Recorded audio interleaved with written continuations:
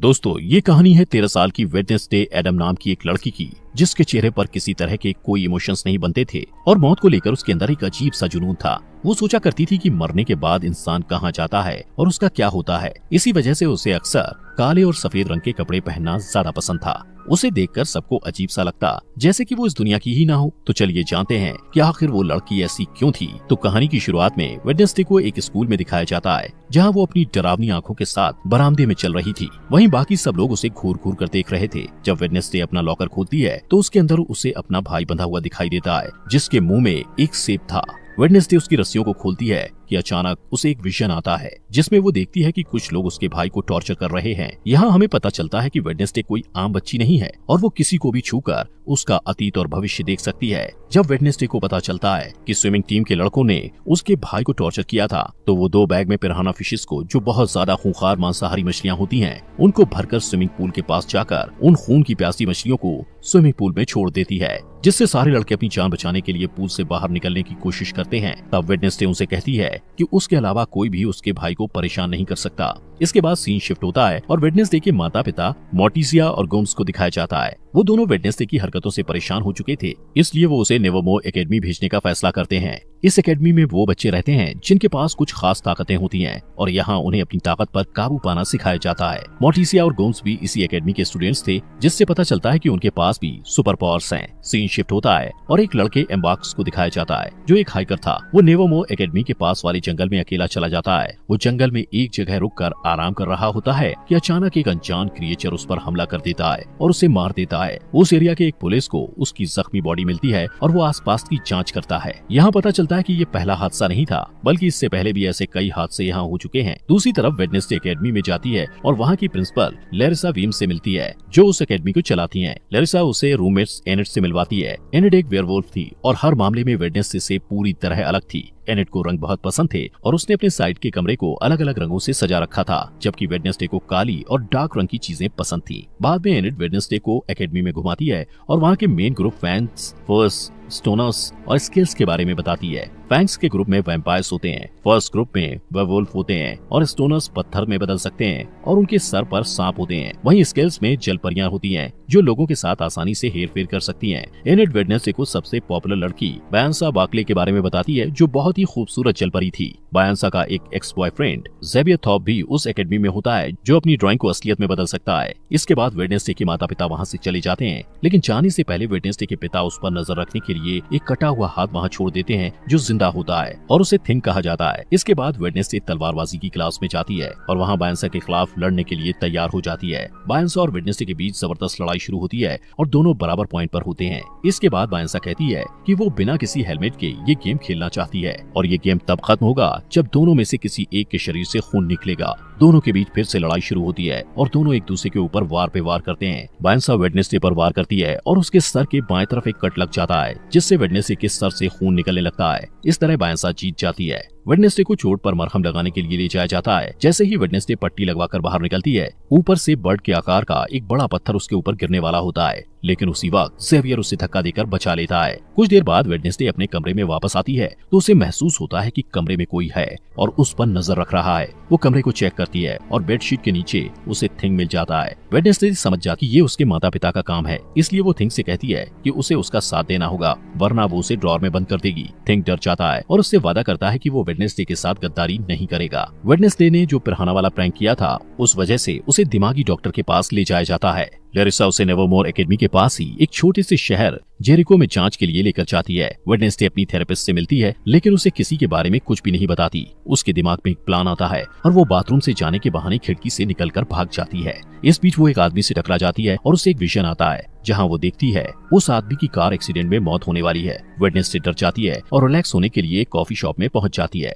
वहाँ उसकी मुलाकात पुलिस के बेटे टायलर से होती है, जो वहाँ कॉफी बेचने का काम करता है। टायलर अपनी एस्प्रेसो मशीन को ठीक करने की कोशिश कर रहा होता है, लेकिन उसे कुछ समझ नहीं आता, क्योंकि मशीन में जो इंस्ट्रक्शंस लिखे हुए थे वो इटालियन भाषा में थे। वेडनेसडे को इटालियन पढ़ना आता था, इसलिए वो आसानी से मशीन को ठीक कर देती है और इसके बदले में वो उसे बस स्टेशन तक छोड़ने को कहती है। टायलर के कुछ कहने से पहले ही वहाँ वो लड़के आ जाते हैं जिन्होंने वेडनेसडे के भाई को टॉर्चर किया था। वो लोग वेडनेसडे को भी परेशान करने लगते हैं। पहले वेडनेसडे उन्हें नजरअंदाज करने की कोशिश करती है, लेकिन जब बर्दाश्त नहीं होता तो वो उन्हें मारने लगती है। कुछ ही समय में लरिसा पुलिस के साथ वहाँ आ जाती है और वहाँ की हालत देखकर उससे गुस्सा आता है और वो वेडनेसडे को डांटती है। इसके बाद वो लोग नेवरमोर एकेडमी जाने के लिए निकल जाते हैं। रास्ते में उन्हें एक टूटी फूटी कार दिखाई देती है जिसका एक्सीडेंट हो गया था और उस कार में वही आदमी था जिससे वेडनेसडे टकराई थी। उस रात वेडनेसडे वायलिन में बहुत डरावना म्यूजिक बजाती है। वो पूर्णिमा की रात थी और भेड़ियों के चिल्लाने की आवाज भी सुनाई देती है। तभी एनेट वेडनेसडे को बताती है कि वो खुद को वेयरवुल्फ में नहीं बदल सकती, इसलिए वो बाकी लोगों के साथ नहीं जा सकती थी। इस बीच थिंग टेलर के कमरे में जाता है और उसे वेडनेसडे से बात करने के लिए कहता है। टेलर डर कर उसकी बात मान लेता है और वेडनेसडे से वीडियो कॉल पर बात करता है। वेडनेसडे उसे आने वाले हार्वेस्ट फेयर में मिलने के लिए कहती है और कहती है कि वो लोग वहाँ मजे करेंगे,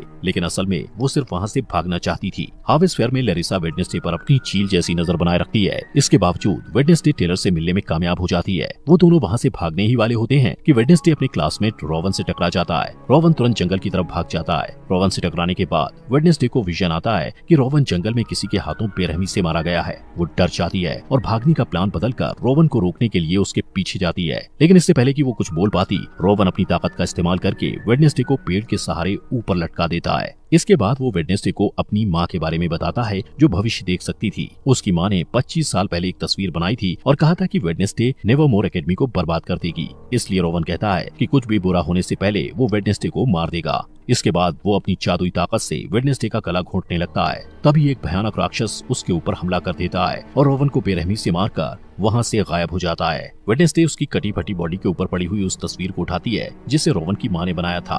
उसी वक्त पुलिस का हेड अपने पुलिस ऑफिसर्स के साथ वहाँ आता है और रोवन की बॉडी को ढूंढने की कोशिश करता है, लेकिन उसे बॉडी नहीं मिलती है। इसके बाद वेडनेसडे को पुलिस हेड के साथ दिखाया जाता है जो वहाँ हुई घटना के बारे में उसे बताती है, लेकिन हेड को उस क्रिएचर वाली बात पर भरोसा नहीं होता और उसे लगता है कि ये काम नेवरमोर एकेडमी के ही किसी स्टूडेंट का है। तभी वहाँ एक ऑफिसर आ जाता है। उसकी नजर दरवाजे से निकलते हुए रोवन पर पड़ती है जो जिंदा था। जब वेडनेसडे अपने कमरे में जाती है तो देखती है कि एनेट पीओ कप नाम की एक कॉम्पिटिटर की तैयारी में बिजी है। ये एक बोट रेस की प्रतियोगिता थी जो हर साल एकेडमी में ऑर्गेनाइज की जाती है। बाद में वेडनेसडे रोवन से बात करने की कोशिश करती है, लेकिन लरिसा उसे कहती है कि रोवन को एकेडमी से निकाल दिया गया है, जिसका कारण वो उसे नहीं बता सकती। वेडनेसडे को शक होता है और वो प्लान बी के मुताबिक थिंग को रोवन पर नजर रखने के लिए उसके पीछे भेजती है। फिर सीन बदलता है और रोवन को एक रेलवे स्टेशन में जाते हुए दिखाया जाता है। थिंग उसका पीछा करता है। रोवन आसपास का माहौल चेक करने के बाद वॉशरूम में चला जाता है, जहां वो अपना रूप बदलकर एक बूढ़ा आदमी बन जाता है, लेकिन थिंग रास्ता भटक जाता है, इसलिए वो रोवन को अपना रूप बदलते हुए देख नहीं पाता। इसके बाद वो बूढ़ा आदमी लरिसा का रूप ले लेता है।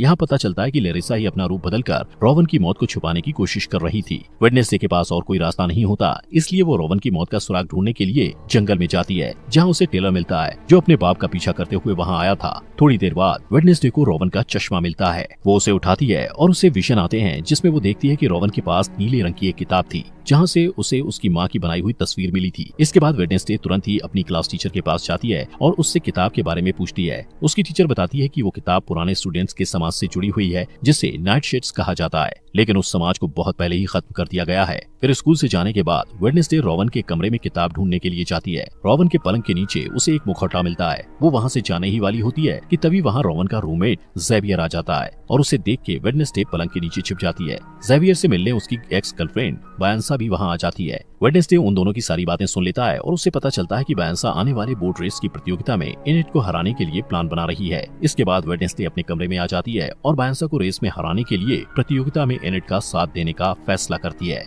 अगले दिन एनेट और वेडनेसडे प्रतियोगिता के लिए तैयार हो जाते हैं। इस रेस में सब कुछ अलाउड होता है, इसलिए बायंसा इसका फायदा उठाती है। रेस में 4 टीम भाग लेती हैं और नियम के मुताबिक जो टीम तालाब में गिरे बिना डेस्टिनेशन तक जाकर पहले वापस आ जाएगी वो रेस जीत जाएगी। जैसे ही रेस शुरू होती है बायंसा अपने एक दोस्त को इशारा करती है जो एक जलपरी थी और बाकी बोट को बर्बाद करने के इरादे से बायंसा का साथ दे रही थी। वो तालाब में कूदकर एक नाव को बर्बाद कर देती है, जिससे वो टीम तालाब में गिर जाती है और रेस से बाहर हो जाती है। वेडनेसडे और एनेट पूरी तैयारी के साथ रेस कर रहे थे और थिंग उसमें उनकी मदद कर रहा था। थिंग की मदद से वो लोग बायंसा की दोस्त को एक जाल में फंसा लेते हैं। रेस के दौरान ही वेडनेसडे को एक विजन आता है और वो अपने सामने अपनी जैसी दिखने वाली एक लड़की को देखती है जिसके बाल सुनहरे रंग के होते हैं। वो वेडनेसडे को कहती है कि वेडनेसडे एक चाबी है, जिससे वेडनेसडे काफी उलझन में पड़ जाती है। उसे कुछ समझ नहीं आता, लेकिन जैसे ही वो असली दुनिया में वापस आती है उसे पता चलता है कि बायंसा रेस में आगे निकल गई है, लेकिन वो हार नहीं मानती और बायंसा की चालों को उसी के खिलाफ इस्तेमाल करके ये रेस जीत जाती है। 40 साल के बाद पहली बार कोई नॉन सायरन टीम ये रेस जीती थी।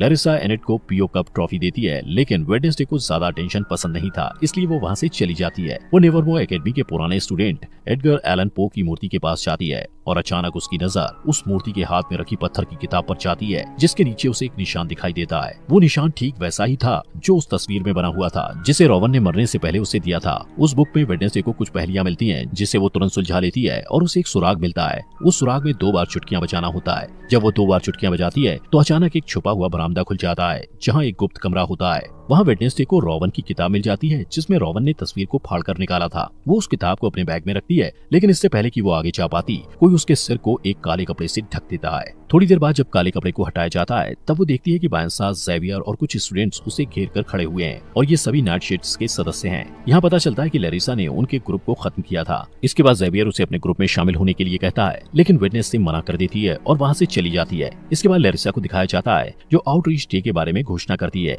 जहाँ एकेडमी के सारे स्टूडेंट्स को शहर के आम लोगों से मिलना जुलना होता है और उनके साथ काम करना होता है। इन लोगों को नॉमीज कहा जाता है। जब वो लोग शहर पहुंचते हैं, तब वेडनेसडे ज़ेवियर को बताती है कि उसके रूममेट की मौत हो चुकी है, लेकिन उसे इस बात पर भरोसा नहीं होता है और वो कहता है कि रोवन की मौत नहीं हो सकती, उसे बस एकेडमी से निकाल दिया गया है। इसके बाद वेडनेसडे उसे वो तस्वीर दिखाती है जो रोवन की माँ ने बनाई थी। ज़ेवियर उस तस्वीर को करीब से देखता है और कहता है कि इस तस्वीर में जो आदमी है उसने जेरिको शहर को बसाया था और उसका नाम जोसेफ क्रैकस्टोन है। थोड़ी देर बाद वेडनेसडे पिलग्रिम वर्ल्ड में जाने का फैसला करती है, जहाँ जेरिको के इतिहास के बारे में पता चलता है। वहाँ वेडनेसडे यूगिन नाम के लड़के से मिलती है, जो मधुमक्खी पालने वाले क्लब में उससे पहले मिल चुका था और दोनों की दोस्ती भी हो गई थी। वो दोनों बातें करने लगते हैं और आसपास की चीजों को देखते हैं। इसके बाद सारे स्टूडेंट्स वहाँ की केयरटेकर अर्लिन से मिलते हैं, जो उन्हें पिलग्रिम वर्ल्ड घुमाते हुए जोसेफ क्रैकस्टोन की कलाकृतियों के बारे में बताती है। वेडनेसडे को ये सारी बातें इंटरेस्टिंग लगती हैं और वो अर्लिन से उसके बारे में और जानना चाहती है।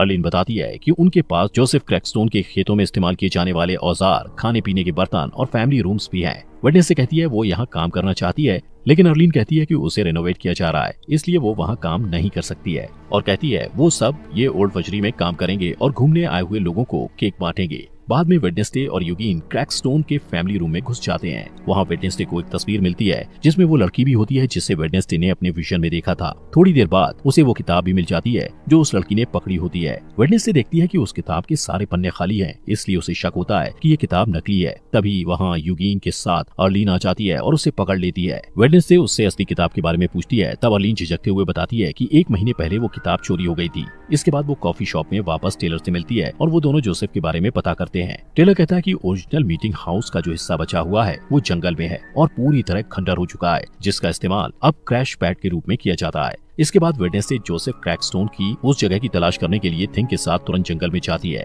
इस दौरान उन्हें एक बेघर आदमी मिलता है, लेकिन थिंग उसका दम घोटने लगता है और उसे डराकर भगा देता है। तभी वेडनेसडे को एक विजन आता है और वो खुद को 400 साल पहले के टाइम में देखती है। यहाँ वो सुनहरे बाल वाली लड़की दिखाई देती है, जिसे वेडनेसडे पहले भी अपने विजन में देख चुकी थी। उस लड़की को गाँव वालों ने घेर रखा था और वो उसे शैतान की संतान कहकर पुकार रहे थे। तभी वहाँ जोसेफ क्रैकस्टोन आ जाता है और उस लड़की को गुडी एडम्स कहकर बुलाता है। वो कहता है कि गुडी एक डायन है और उसे भी उसकी माँ और दूसरे आरोपी के साथ उस खेत में मर जाना चाहिए। इसका जवाब देते हुए गुडी की है कि जोसेफ ने उसकी जमीन हड़पी है, बहुत से निर्दोष लोगों की जानें ली है और उनकी शांति छीनी है। जोसेफ को गुस्सा आता है और वो गुडी को थोड़ी देर तक घूरता है और फिर उस खेत में आग लगा देता है। गुडी अपनी माँ को बचाने की कोशिश करती है, लेकिन उसकी सारी कोशिशें बेकार हो जाती हैं। जब कोई उम्मीद नहीं बचती तो वो एक गुप्त दरवाजे से निकलकर वहाँ से भाग जाती है। वेडनेसडे वहाँ छुपकर ये सब कुछ देख रही थी। गुडी जल्द ही वेडनेसडे के पास आती है और कहती है कि जोसेफ अपनी ये लड़ाई तब तक नहीं रोकेगा जब तक वो सबको मार नहीं देगा। इस खुलासे के बाद वेडनेसडे असली दुनिया में आ जाती है। वो थिंग को सब कुछ बताती है जो उसने अभी अभी देखा था।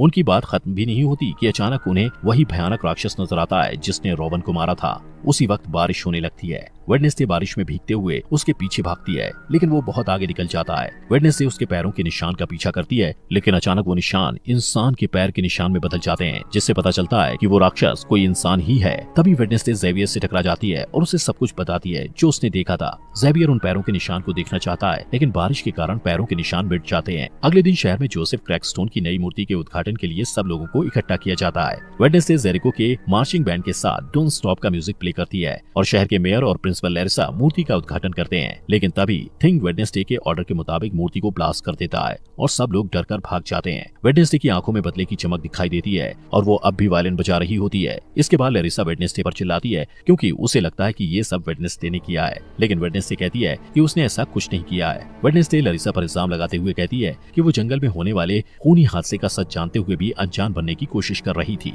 उस रात वेडनेसडे को मिलने वाला बेघर आदमी जंगल में दिखाई देता है। तभी वो राक्षस उस पर हमला कर देता है। उस बूढ़े आदमी के पास एक कैमरा था जिसमें वहाँ की तस्वीरें कैद हो जाती हैं। कुछ समय बाद पुलिस हेड और उसकी टीम जंगल से उस खंडर तक पहुँच जाते हैं और उन्हें उस बेघर बूढ़े आदमी की बॉडी मिलती है। उन्हें वो कैमरा भी मिलता है जिसमें हादसे के वक्त की फुटेज होती है जो असली गुनहगार को सामने ला सकता है। जब कैमरे की तस्वीरों को बड़ा करके देखा जाता है तब पुलिस हेड हत्यारे का चेहरा देखता है। वो एक राक्षस का चेहरा था जिसे देखकर ऐसा लगता था जैसे वो किसी के बुरे सपने से निकल कर आया हो। दोस्तों, अगर आपको इस सीरीज के नेक्स्ट एपिसोड चाहिए तो कमेंट बॉक्स में नेक्स्ट एपिसोड लिखें और ये सीरीज यहाँ तक अच्छी लगी हो तो लाइक करें और अपने फॉक्स एक्सप्लेनर हिंदी चैनल को सब्सक्राइब करना मत भूलना।